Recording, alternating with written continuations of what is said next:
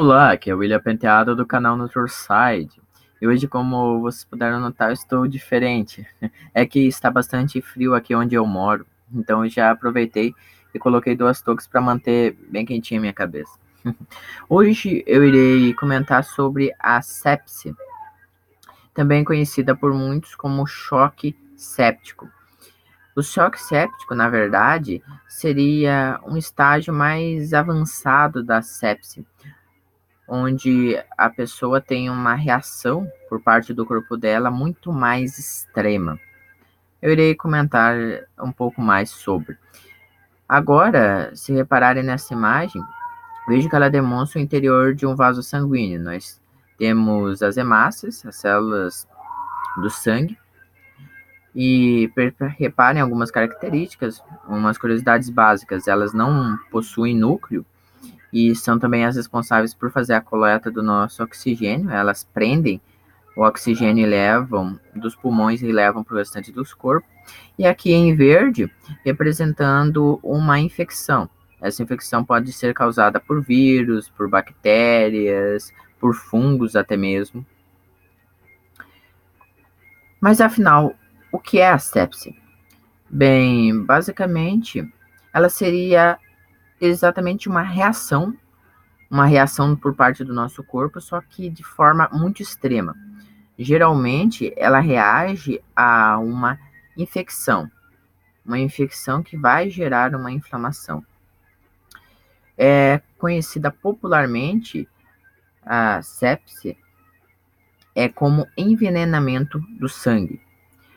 E é curioso, incluindo eu escolhi essa doença, pois ela atinge muito os brasileiros que vão se consultar em hospitais, que por algum motivo acabam pegando infecção hospitalar, sendo que há uma porcentagem que varia de 50% a 55% das mortes em UTI, elas tendem a ser causadas pela sepse. Basicamente, o que seria? Você entra lá, pega algum vírus, e esse vírus acaba por lhe matar, incluindo. Eu peço desculpas por esse barulho, foi o meu celular, eu estou mantendo aquele do lado. As causas e as consequências da sepse seria basicamente uma infecção. De início, ela começa com uma infecção sistêmica. Sistêmica vem de uma infecção geral, por causa que ela atinge os nossos sistemas. A sepse, ela, por sua vez, faz com que o nosso corpo, que ele é formado basicamente por células, um conjunto de células gera tecidos, um conjunto de tecidos gera órgãos e um conjunto de órgãos gera sistemas. Então, quando eu falo de sistemas, eu estou falando de algo bem relevante, ou seja, vários órgãos do nosso corpo que são atacados por essa doença, que passam a funcionar de maneira desordenada, podendo levar a inúmeros problemas de saúde devido a uma disfunção do nosso corpo. Por regra, temos muito comum as infecções causadas geralmente na parte do sistema respiratório, ou infecções respiratórias, ou também as do trato urinário. São as que geralmente tendem a levar a um quadro de sepse. Nós temos basicamente o que? Inicia-se a infecção, essa infecção ela leva a uma inflamação, mas não só essa inflamação, ela pode ser de qualquer tipo. Então, se você arranhar, cortar, ou até mesmo se você pegar alguma gripe e esta te der uma infecção, uma inflamação, de preferência na garganta, isso pode vir a se desenvolver em uma sepse.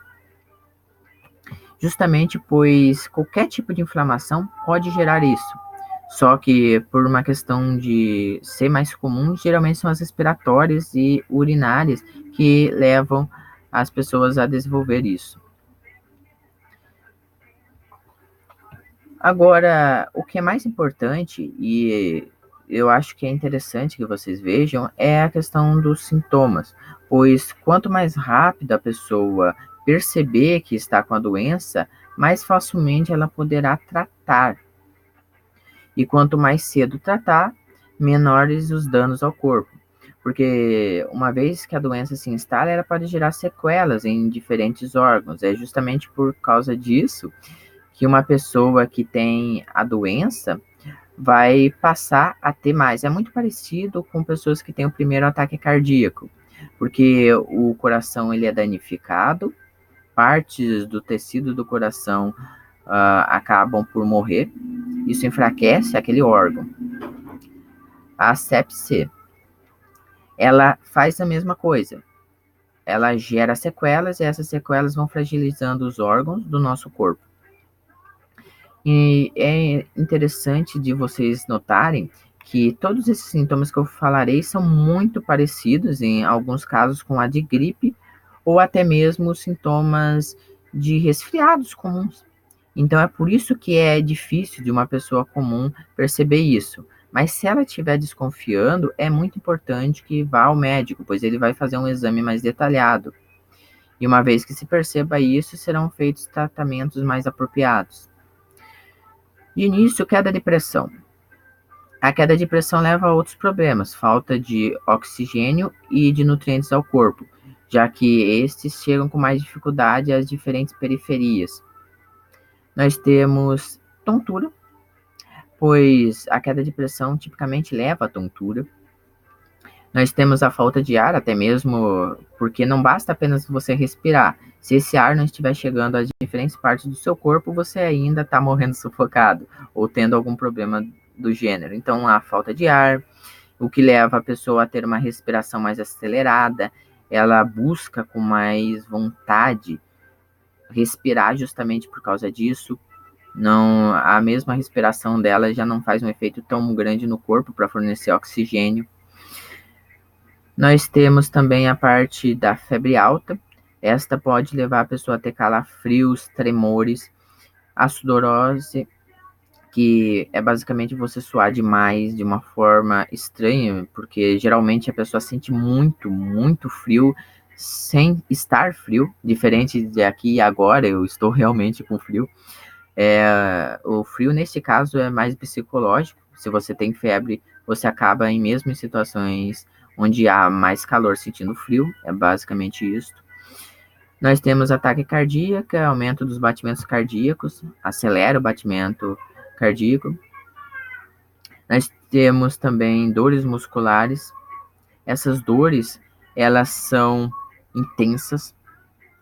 Não é uma dor fraca, é muito parecido com a dor de uma pessoa que tem dengue. É como se pessoas que têm dengue, comparando aqui, elas dizem que é como se um caminhão tivesse passado por cima delas, de tanta dor que sente. A pessoa não consegue ficar quieta, ela não consegue ter uma vida normal sem se mexer e sentir dor. É isso. Não é uma dor qualquer, é uma dor extrema. Intestinal, problemas como você ter diarreia ou até mesmo ânsia de vômito. Dor no peito, até devido àqueles problemas que eu falei de má circulação de oxigênio e nutrientes pelo corpo. Você pode ter insônia, insônia daquelas mais severas. Você pode ficar algum tempo dormindo muito, muito mal. Isso também é outro problema que agrava mais a situação, até porque é no sono que o nosso corpo se recupera. É onde ele faz a manutenção e até mesmo a limpeza do corpo. Agora, entrando um pouco em detalhes, é no sono onde ocorre a autofagia, que seria essa limpeza das células, a melhora da função mitocondrial, aumentando a nossa energia, incluindo para combater infecções essas que pode gerar a doença citada. Então, é importante que você durma bem, pois isso pode te aumentar a suscetibilidade a se alimentar mal, comer mais calorias do que o necessário, ganho de peso, que também são fatores que diminuem a resistência do corpo.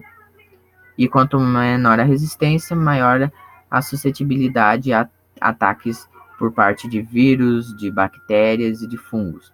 Lembrando que a sepse ela seria muito mais comum por meio de contaminação por bactérias. Então você não lava a mão,